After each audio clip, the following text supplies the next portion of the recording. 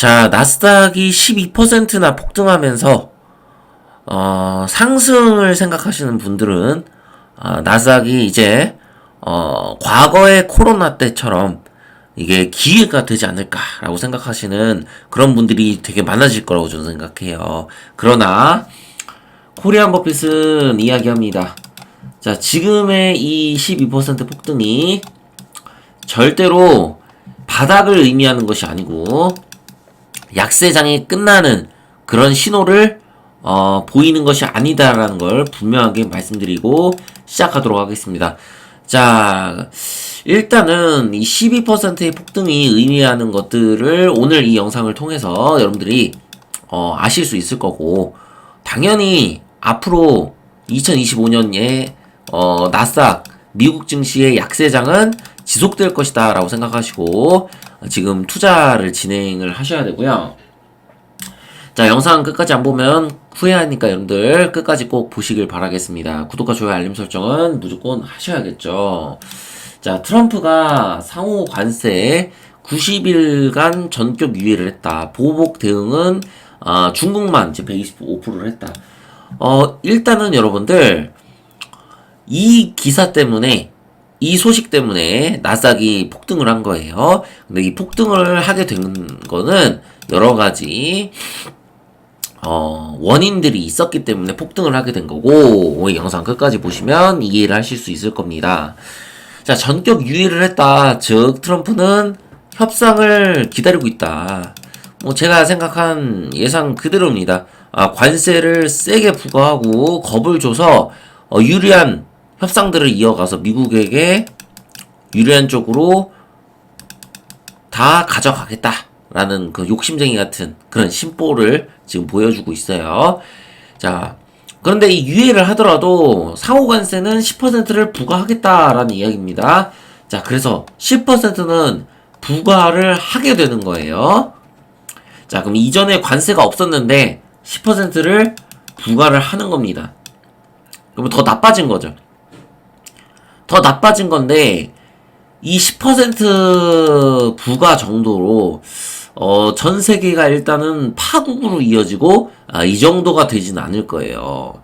그래서 지금 현재 기준으로는 10% 부과로 제가 봤을 때 뭐 파국이나 이런 게 이어지진 않겠지만 90일간 유예를 했다라는 이야기는 90일 이후는 달라질 수 있다. 자, 어떻게 달라질 수 있다? 나라마다, 국가마다 관세가 달라질 수 있음을 의미할 수 있습니다.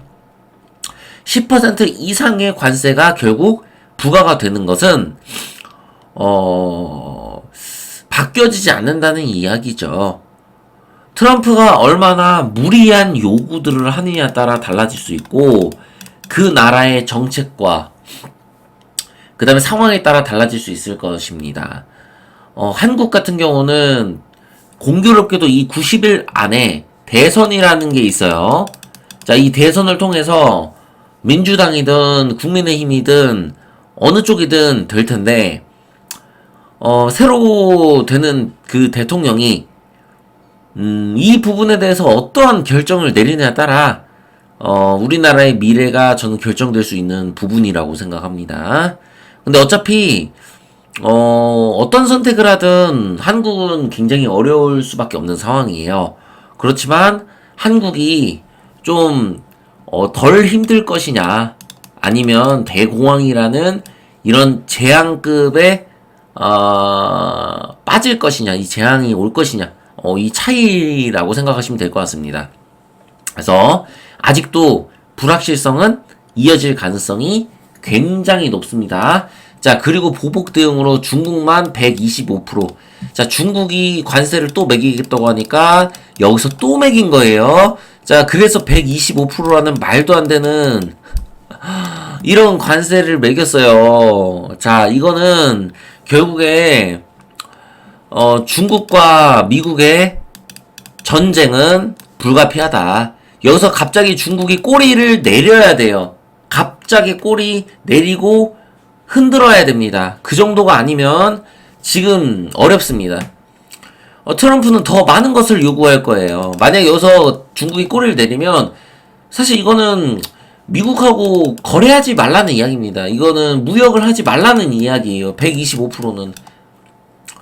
여기서 중국이 쉽게 꼬리를 내릴 것 같았으면 여기까지 오지도 않았을 거라고 저는 생각해요. 그래서 이거는 일시적인 어떤 단발성 호재? 이렇게 생각하셔야 되고 불확실성은 올해 내내 이어질 수 있다라고 생각을 하셔야 됩니다. 자, 머스크가 이제 얼마 전에 한 이야기예요. 뭐 관세 책사의 멍청이, 뭐 트럼프 핵심 측근들을 관세 내분 이런 기사가 나옵니다. 예, 맞습니다. 이거 미친 짓이에요. 지금 이 관세 정책 한 자체가 미친 짓이고, 제가 이제 머스크에 대한 이야기만 했지만 머스크가 트럼프 엄청 좋아하잖아요. 그죠? 그런데도 이 정도로 이야기할 정도니 말 다 했죠.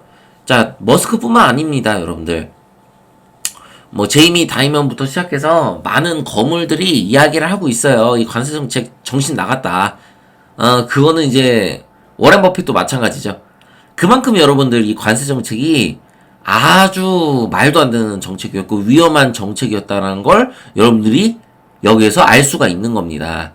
그래서 이 관세라는 건 대형 악재고 이 관세 정책에 대한 이슈는 앞으로도 계속될 것이다 라는 걸 다시 한번 말씀드리고요.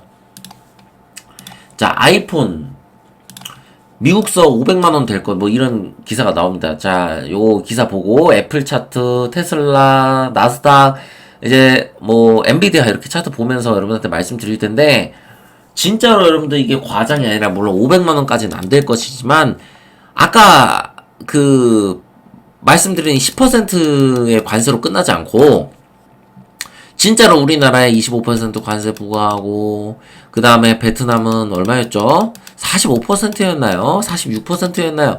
이런 말도 안 되는 관세를 매기면요 이런 일들이 벌어질 수가 있습니다.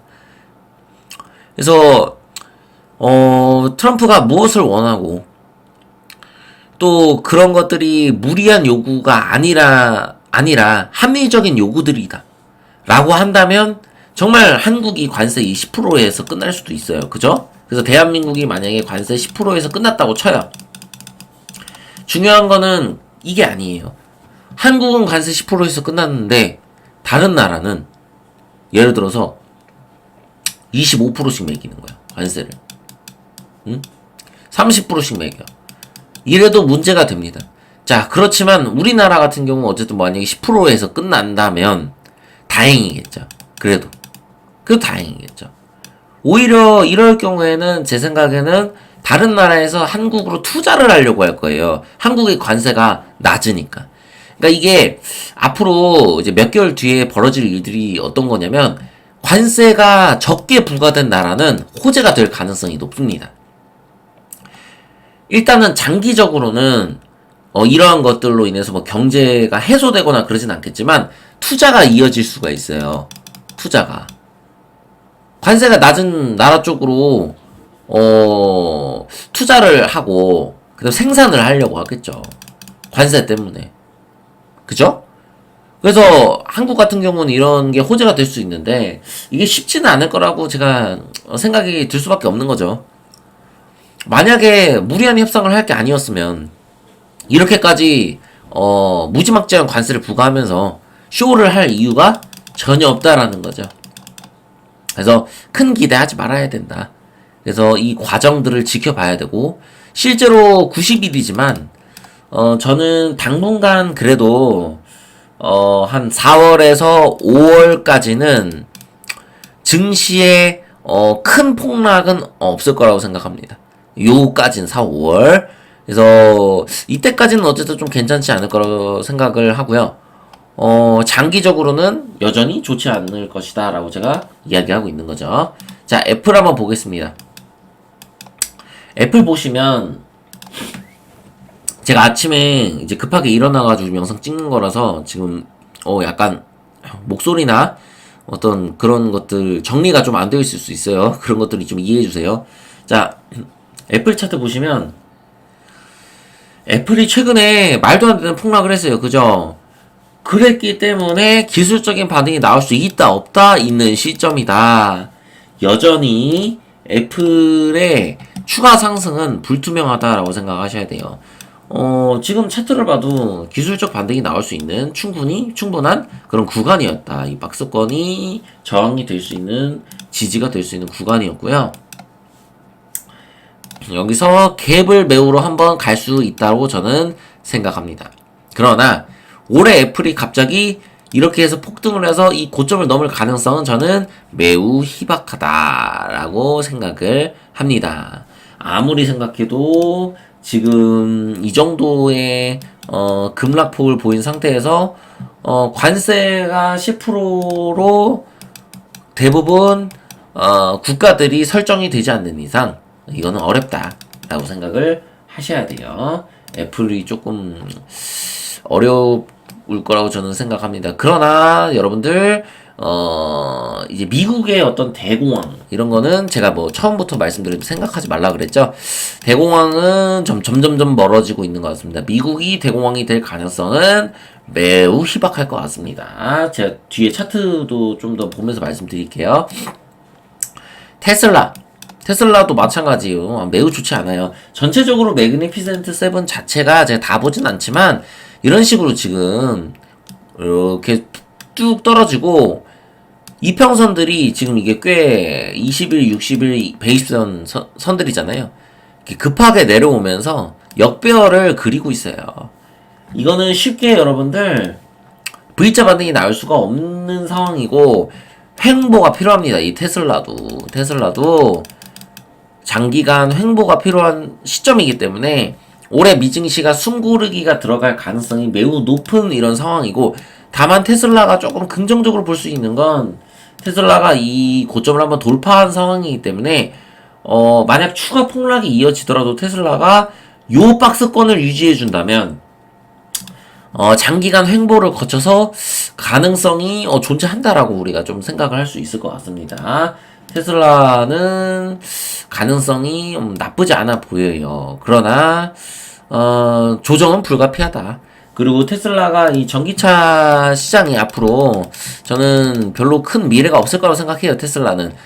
테슬라가 미래가 있다면 있잖아요. 우주 항공 산업, 우주 항공 쪽으로 해서 이쪽으로는 미래가 있을 거라고 생각하기 때문에 테슬라는 저는 일단은 긍정적인 시선으로 봐야 되지 않나 이런 생각합니다. 그러나 추가적인 하락은 있을 수 있다라고 생각을 하셔야 될 것 같고, 엔비디아 한번 보겠습니다. 엔비디아는 절대적으로 이 박스권 유지를 해야 됩니다. 자, 엔비디아 당연히 지금 이렇게 이평선이 꺾이고 있는데 V자 반등이 나온다고 이렇게 생각하시면 안 되겠죠. 앞서서 제가 이 악재가 어떻게 될지, 관세 부분이 어떻게 될지에 대해서 설명을 드렸어요. 이게 지금 해소가 된 게 아니기 때문에 이렇게 V자 반등 나올 수가 없습니다. 차트로 상으로도 그렇고요. 횡보를 할 가능성이 가장 높아 보입니다. 그치만 저는 엔비디아보다는 차라리 테슬라가 낫다, 이렇게 이야기를 드리고 싶어요. 엔비디아는 추가적인 상승이 나오려면 횡보도 많이 필요하고, 근데 횡보가 만약에 좀 오랫동안 지속된다고 하면 이거는 조금 달라질 수 있어요. 그렇지만 저는 이 100달러가 붕괴하는 이 시점에서 여기에서 반등은 한 번이 나올 수 있는 부분이었고, 충분히 기술적 반등이 저는 추가적인 하락도 이어질 수 있다고 생각해요. 엔비디아가 뭐 과거에 우리가 이 닷컴 버블처럼 이렇게 꺼지진 않겠지만, 이런 식으로 끝나진 않겠지만 추가적인 폭락도 이어질 수 있기 때문에 엔비디아에 대해서 큰 기대 거시지 마시고, 기술적 반등이 나왔을 때 저는 물리신 분들이라면 비중을 욕심버리고 비중 줄여야 된다고 생각해요. 비중 줄이시고 손실을 인정하셔야 돼요. 지금 불확실성이 너무 크거든요. 막 이렇게 해서 뭐 코로나 때처럼 그렇게 생각하지 마세요, 여러분들. 큰일 납니다. 이미 약세장은 시작이 되었다. 자, 제가 지금 차트도 안 펼쳐놓고 있었네요. 잠시만요. 나스닥 보고 끝내겠습니다.